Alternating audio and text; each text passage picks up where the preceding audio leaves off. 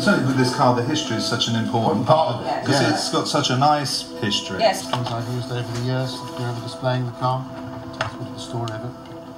I mean, basically, Most of them are in the photo album.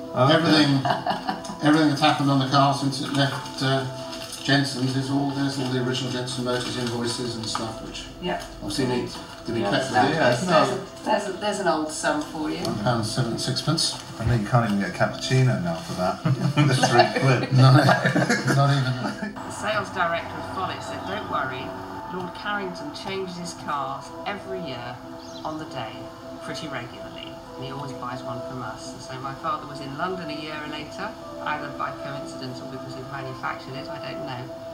And he called in at Charles Follett's. The car had arrived the day before, so he bought it then.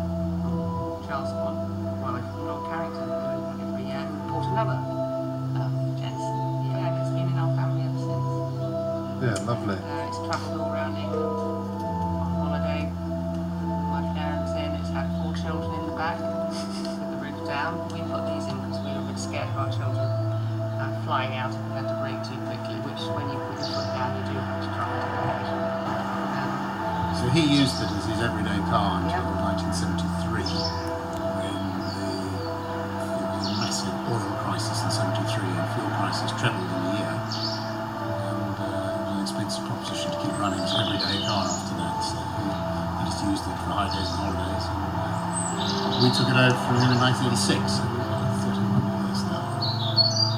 Oh, it's been in the family a long time. And I learned to drive it on a little airfield in Yorkshire. I was at boarding school.